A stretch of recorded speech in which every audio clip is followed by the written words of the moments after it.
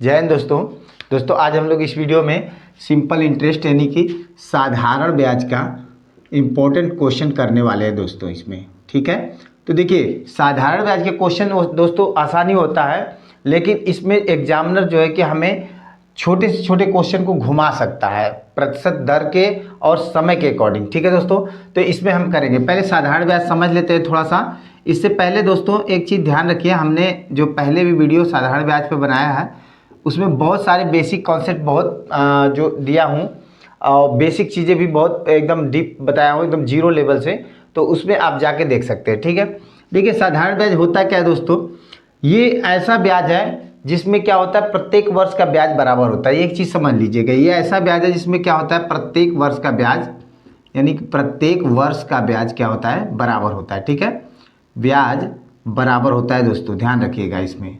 ठीक है, बराबर होता है। ठीक, अब एक चीज़ समझिएगा, अगर मान लीजिए पहले वर्ष का ब्याज, अगर मान लीजिए पहले वर्ष का ब्याज अगर 100 रुपये है दोस्तों, तो दूसरे वर्ष का भी वही होगा। ठीक है, तीसरे वर्ष का भी वही होगा और चौथे वर्ष का भी वही होगा। इसी तरह से जितना मर्जी चले जाइए नीचे, जितना वर्ष बढ़ाइए प्रत्येक वर्ष का ब्याज इतना ही होगा। लेकिन अगर इसके अलावा अगर हम चक्रवृद्धि ब्याज में देखें तो पहले वर्ष का ब्याज जो होगा वो अगले वर्ष का जो उसका ब्याज जुड़ के आता है, यानी कि पहले वर्ष का ब्याज और दूसरे वर्ष का तीसरे वर्ष का, यानी हर वर्ष का ब्याज क्या होता है अलग अलग होगा। क्लियर है, तो इसका अगर हम ब्याज का डायग्राम बनाएं तो वो इस तरह होगा, समांतर रेखा होगी दो। ठीक है दोस्तों, क्योंकि यहाँ पे देखो पहले वर्ष का जो ब्याज होगा वही दूसरे वर्ष का होगा और वही तीसरे वर्ष का होगा दोस्तों, वही चौथे वर्ष का। ठीक है, लेकिन अगर हम CI की बात करें यानी चक्रवृद्धि ब्याज की, तो उसमें क्या होगा कुछ इस तरह होता है दोस्तों, यानी पहले वर्ष का ब्याज तो इतना होगा, लेकिन दूसरे वर्ष का इतना होगा, तीसरे वर्ष का इतना, चौथे वर्ष का इतना, पांचवें वर्ष का इतना। यानी कि जैसे जैसे समय बढ़ेगा जो ब्याज होगा, ब्याज का क्या होगा वो जो है कि धन बढ़ता जाएगा, ब्याज का धन धीरे धीरे क्या होगा दोस्तों बढ़ता चला जाएगा। ठीक है, ये चीज़ ध्यान रखना। तो ये हमारा CI हो गया यानी कंपाउंड इंटरेस्ट चक्रवृद्धि ब्याज, और ये हमारा सिंपल इंटरेस्ट यानी साधारण ब्याज हो गया। ठीक है दोस्तों, ये दोनों का ग्राफ है। तो इस ग्राफ से आप समझ में गए होंगे कि कैसे बनता है। ठीक है, आइए इसके क्वेश्चन को कराते हैं जो आपको बहुत बेहतरीन अच्छी तरह से समझ में आएगा। इससे पहले वाली वीडियो में दोस्तों मैं बहुत बेसिक तरीके से आप बहुत जीरो लेवल से बनाया हूँ साधारण ब्याज को, तो उससे आप जाके वीडियो देख सकते हैं। ठीक है, तो आइए दो बराबर राशि क्रमशः 7%, 5% के साधारण ब्याज पर उधार दी गई दो ऋणों पर अर्जित ब्याज 4 वर्ष में 960 रुपये जुड़ते हैं, तो उधार दी गई कुल राशि कितनी है। देखिए क्वेश्चन में कहा है कि 2% दर है दोस्तों, एक 7% पर और एक 5% पे दी जा रहा है। ठीक है, दो समान राशियां हैं, तो मान लो कि राशि हमारी P है दोस्तों। ठीक है, प्रिंसिपल हमारा जो मूलधन है वो क्या है P है। ठीक, तो हमारे पास सिंपल इंटरेस्ट के लिए क्या होता है दोस्तों, यानी SI बराबर होता है हमारे पास P into R into T। ठीक है, अपॉन कितना 100 होता है। ठीक, इसी को लेके चलिए आप। देखिए बेसिक चीज़ें जो है बहुत अलग नहीं होती दोस्तों, आना ट्रिक अलग होता है, बेसिक से ही ट्रिक बनता है। पहले आप देखिए इसको, तो दोनों में बोला है कि हमारा मूलधन क्या है एक ही है, दोनों बराबर। ठीक है, तो देखिए जब दोनों एक ही है तो हम दोनों को P ले लेते हैं। अब R प्रतिशत क्या है, पहले वाले को ले रहे हैं 7% है दोस्तों, समय कितना है दोनों के लिए 4 वर्ष है, तो 4 हो जाएगा अपॉन कितना हो जाएगा 100 यानी 100। ठीक, ये तो पहला वाला हमारा जो SI हो गया। ठीक है दोस्तों, इसको जोड़ेंगे अब प्लस दूसरे वाला जो हमारा 5% पे दिया जा रहा है, तो यानी P गुणे कितना हो जाएगा 5 और गुणे कितना समय कितना है 4 वर्ष। ठीक है, तो 4 वर्ष हो जाएगा बटे कितना हो जाएगा दोस्तों 100, इसी के बराबर कितना है 960 रुपये, 960 रुपये जुड़ता है। ठीक है, अब देखिए इसको हम करते हैं दोस्तों, तो काट सकते हैं, 4 एक कम 4 हो जाएगा दोस्तों, यहाँ कितना हो जाएगा 25 हो जाएगा। ठीक, यहाँ 25 हो जाएगा, फिर उस ऊपर कितना हो जाएगा 7P अब बटे कितना हो जाएगा 25, प्लस इधर कितना हो जाएगा दोस्तों, यहाँ काट सकते हैं 5 एक कम 5, 20 25 100। ठीक, 20 को भी इससे भी काट सकते हैं, कितना हो जाएगा 4 एक कम 4 25 20, यानी कि P बटे कितना हो जाएगा दोस्तों 5 बराबर कितना 960 हो जाएगा। ठीक, अब देखिए दोस्तों इसको हम जोड़ सकते हैं, दोनों का एलसीएम कितना हो जाएगा 25 ही हो जाएगा। अब इधर 7P हो जाएगा और दोस्तों इधर कितना हो जाएगा 5P। ठीक, यानी टोटल कितना हो जाएगा दोस्तों इसके बराबर 960। ठीक, तो यानी 7 5 कितना हो जाएगा 12, 12P बटे 25 बराबर कितना 960 60 है। तो यानी p का मान निकालेंगे तो क्या हो जाएगा, ये जो फ्रैक्शन वैल्यू है दोस्तों ये उधर जाकर उल्टा हो जाएगा, यानी कि 960 गुणे कितना हो जाएगा 25/12। ठीक है, तो 12 वाट कितना हो जाएगा 96, यानी कि 80 हो जाएगा। और 80 गुणे 25 बराबर कितना हो जाएगा दोस्तों 2000 रुपया। ठीक है, तो यानी इसका मतलब ये है कि जो हमारा धन है दोस्तों वो कितना हो गया 2000 रुपया। ठीक है, वो 2000 रुपया है। ठीक है दोस्तों, आशा करता हूँ बहुत अच्छी तरह से समझ में आया होगा। इस क्वेश्चन को करने का बहुत सारे तरीके हैं दोस्तों, लेकिन सबसे बेस्ट जो बेसिक मेथड है उस पर रखिए, तुरंत आ जाएगा आपका। ठीक है, अगला क्वेश्चन देखते हैं। देखिए दोस्तों, किसी राशि पर 5% वार्षिक ब्याज की दर से 3 वर्षों और 4 वर्षों में प्राप्त साधारण ब्याज 42 रुपये का अंतर है, तो वह राशि क्या है। दोस्तों ये पूछा क्या है कि अगर मान लीजिए कोई राशि है, यानी कि p मूलधन है। ठीक है, उसमें बोला है कि 5% जो है कि वार्षिक दर है। ठीक है ना, एनुअल। ठीक है, वार्षिक दर है। तो बोला है कि 3 वर्ष और 4 वर्ष। ठीक है दोस्तों, 3 वर्ष और 4 वर्ष। ठीक है, 4 वर्षों के 3 वर्ष और 4 वर्ष में प्राप्त साधारण ब्याज जो है उसका अंतर कितना है 42 रुपया है। तो कह रहा वो राशि कितना है। तो दोस्तों एक बात समझिएगा, जो 3 वर्ष में ब्याज मिला है और 4 वर्ष में ब्याज मिला है, यानी इसका मतलब दोनों का अंतर अगर देखा जाए तो 1 वर्ष है। ठीक है दोस्तों, 1 वर्ष हो गया।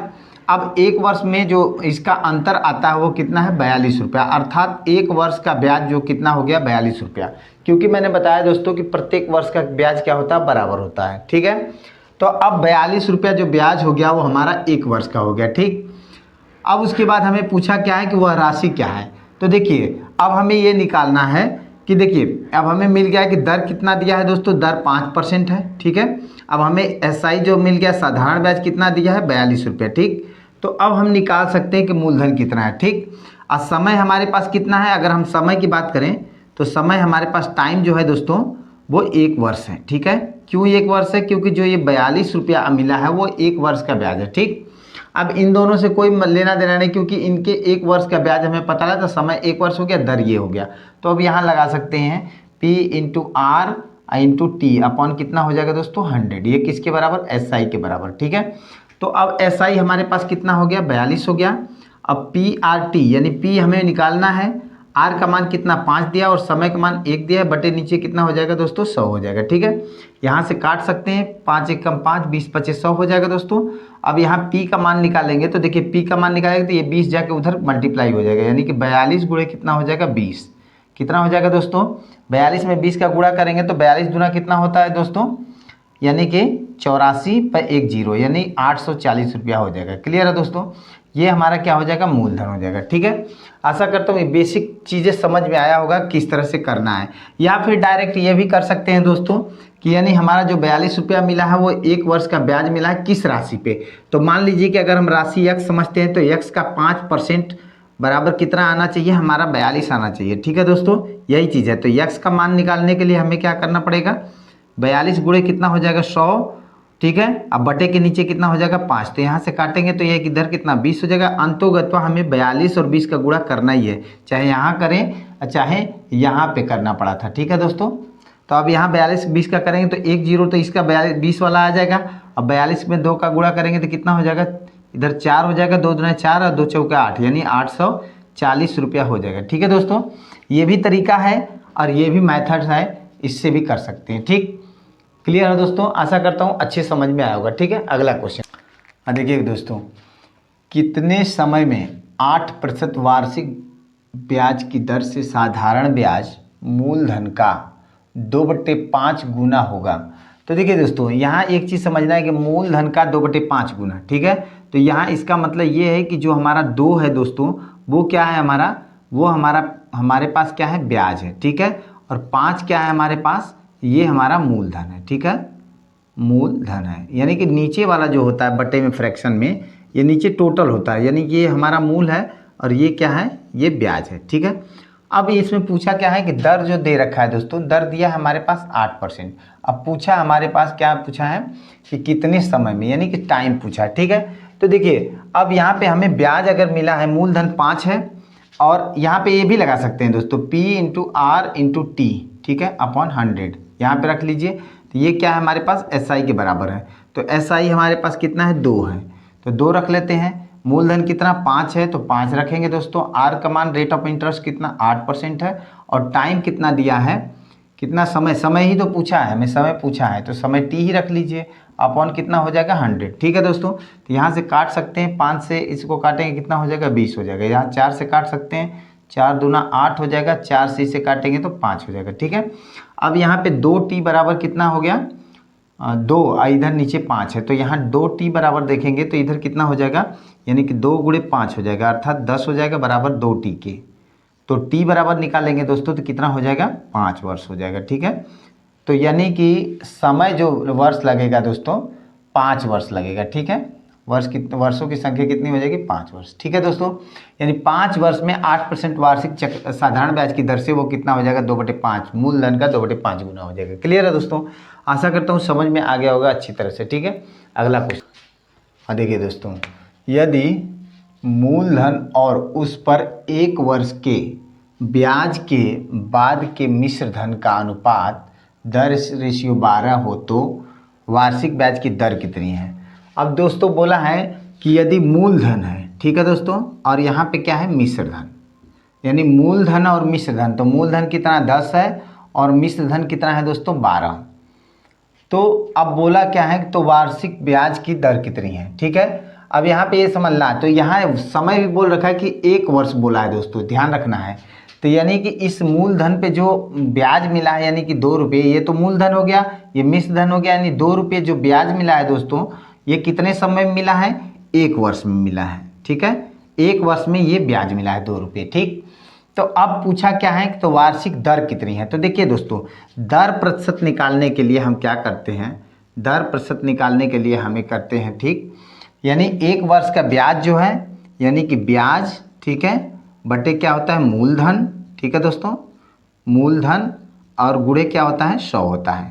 तो यहाँ पे ध्यान रखना होता है एक बात कि अगर ब्याज 1 वर्ष का है तो कोई दिक्कत नहीं है, अगर 2 वर्ष का ब्याज है दोस्तों तो यहाँ मूलधन में 2 का गुणा होगा नीचे। ठीक है, 3 वर्ष का है तो 3 का गुणा, या फिर सीधे 1 वर्ष का ब्याज रखिए, मूलधन रखिए, गुणे 100 करिए। ठीक है, तो देखिए अब 1 वर्ष का ब्याज हमें पहले ही पता लग गया कितना 2 रुपये है, मूलधन कितना है दोस्तों 10 रुपये, गुणे कितना करेंगे 100। ठीक है, यहाँ से इसको काट सकते हैं, 10 दूना कितना हो जाएगा दोस्तों, ऑलरेडी हमारा आसानी से निकल आया 20%, यानी जो ब्याज है हमारा कितना है 20% है। ठीक, बहुत आसानी से समझ में आ गया। ठीक है, ऐसे भी हम कर सकते हैं, यहाँ पे भी लगा सकते हैं कि 10 रुपया कितने परसेंट से 12 रुपया हो गया। ठीक है, यानी कि इस यहाँ पे बढ़ा है 2, तो इसे सीधे कर सकते हैं 10 रुपया का x%। ठीक है, x% बराबर कितना है 2।